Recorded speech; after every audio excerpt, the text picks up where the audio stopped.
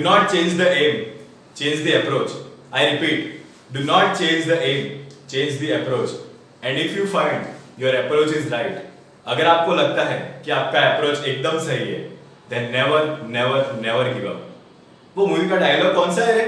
लड़ाई में कौन पहले मारता है इससे कोई फर्क नहीं पड़ता, फर्क इससे पड़ता है कि पहले कौन नीचे गिरा। Hello guys, my name is Jatin, independent business consultant, and welcome to my new YouTube channel called Logical Vidya, where we only discuss about logic and logic. तो वीडियो की शुरुआत मैं एक कहानी से करना चाहूँगा। एक बच्चा था, बचपन से ही उसको बहुत कुछ नया नया जानने की क्यूरियोसिटी रहती थी। वो बच्चा अपने घर पे, अपने स्कूल पे, अपने रिक्शा वाले को, अपने वॉचमैन को कुछ ना कुछ पूछते रहता था। उसके सवाल कुछ ऐसे थे, भैया ये चिड़िया आकाश में ही क्यों उड़ती है, भैया मछली पानी में ही क्यों तैरती है, वगैरह वगैरह। फिर वो बच्चा धीरे धीरे बड़ा होने लगा। जब वो धीरे धीरे बड़ा होने लगा तो उसको बहुत सारे और विचार भी आने लगे, पर वो लोगों को पूछने से डरता था। उसको लगता था कि यार अगर मैं लोगों को पूछूंगा सब मस्करी करेंगे, मजाक उड़ाएंगे, लोग चीखेंगे, चिल्लाएंगे कि भाई ऐसे कैसे सवाल पूछ रहा है। उसके सवाल कुछ इस तरह थे, हम सब लोग पढ़ते क्यों हैं? जो आदमी बहुत अमीर है वो पढ़ा लिखा नहीं है, जो इंसान बहुत पढ़ा लिखा है वो डिप्रेशन की गोलियां खा रहा है, ऐसा क्यों? वो आंसर ढूंढने लगा। उसको बहुत सारे और भी सवाल आने लगे। वो रात को सो नहीं पाता था कि ऐसा क्यों, मैं भी अभी पढ़ रहा हूँ, मेरे साथ मेरे फ्रेंड्स भी पढ़ रहे हैं। उसको बहुत सारे और भी सवाल आते रहते थे। फिर उस बच्चे ने अपनी ये सारी दिक्कत अपने टीचर को बताई। उसने टीचर को बोला कि टीचर जी मेरी ये दिक्कत है कि मैं हर जगह पे मुझे सवाल आते रहते हैं, मैं आंसर ढूंढने की कोशिश करता रहता हूँ। टीचर जी ने थोड़ा सोचा और फिर टीचर जी ने बोला कि तू एक काम कर, तेरी ना ऑब्जर्वेशन स्किल बहुत अच्छी है। एक काम करना, जब भी तेरे मन में कोई सवाल आए पहले तो अपने आप से पूछना, क्या ये सवाल का आंसर ढूंढना सही है? ये सवाल का आंसर ढूंढने से मुझे क्या मिलेगा, मुझे क्या सीखने को मिलेगा? या फिर अगर मैं अपने दोस्तों के साथ ये सवाल डिस्कस करता हूं तो उनको भी क्या सीखने को मिलेगा?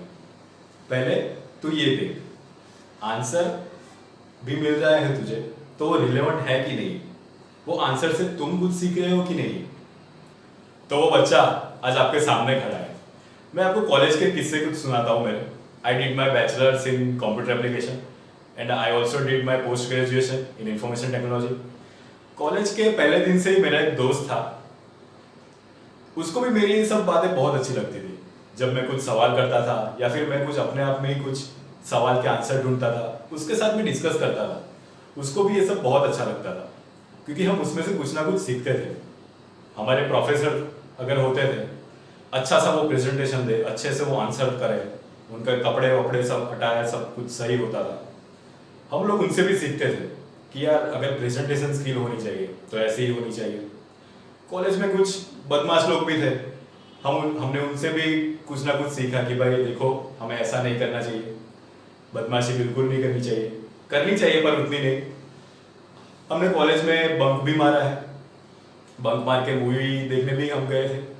मूवी देखने में हम मूवी देखने में भी डिस्कस करते थे कि भाई अच्छा इसका एटीट्यूड कैसा है। जैसे दंगल देख के हमने ये डिस्कस किया था कि गिव अप नहीं करना चाहिए, या फिर केजीएफ देख के हमने ऐसा डिस्कस किया था कि एटीट्यूड हो तो इस बंदे जैसा। होता है ना, वो कहीं पे अकेले हम जा रहे हैं और हमारी पर्सनालिटी सब लोग देखे, ऐसा कुछ होना चाहिए। हम लोग ऐसा कुछ सब कुछ डिस्कस करते थे, हमको उतना मजा आता था कि बात मत पूछो।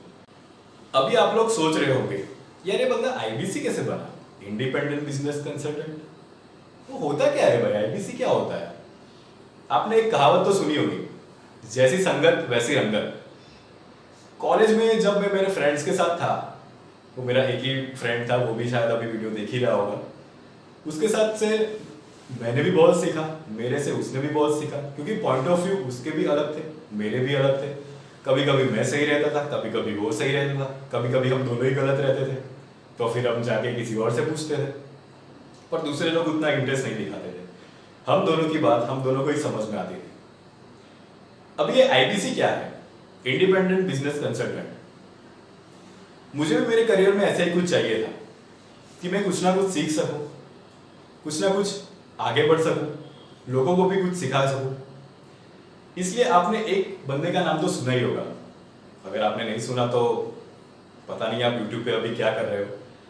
आपने एक बंदे का नाम तो सुना ही होगा, the world's number 1 entrepreneur, the world's number 1 business coach.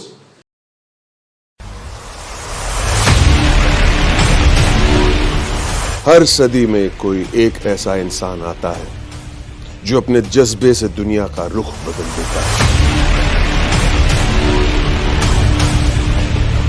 जिसने फुटपाथ पर डिक्शनरीज बेचकर पढ़ाई का खर्चा निकाला और आज बड़े बड़े बिजनेस टाइकून्स उसे कंसल्ट करके डिसीजंस लेते हैं अनफिट एज अ ट्रेनर बोलकर। कंपनीज ने जिसको रिजेक्ट किया था, आज वो एशिया का नंबर 1 मोटिवेशनल स्पीकर का अवार्ड जीत चुका है। और एक ऐसे बिजनेस कोच जिनकी लर्निंग्स अपनाकर कितने ही डूबते हुए बिजनेस और स्टार्टअप्स अपने पैरों पर खड़े हो गए और आज लाखों करोड़ों में खेल रहे हैं।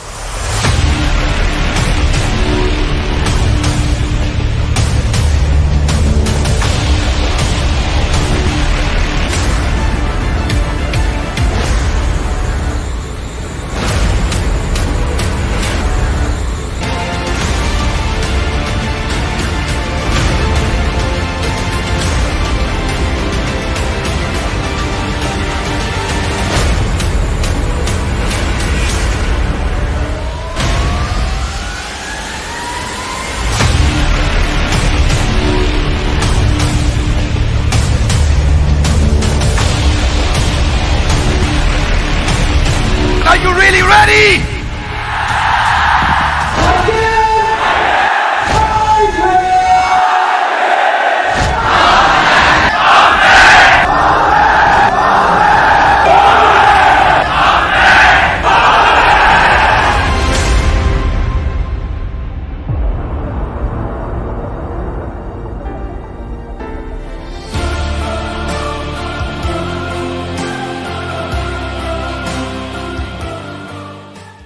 तो जुड़ चुका हूं मैं आज डॉक्टर विवेक बिंद्रा की टीम से।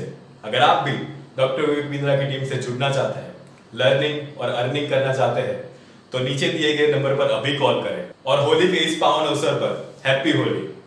धन्यवाद।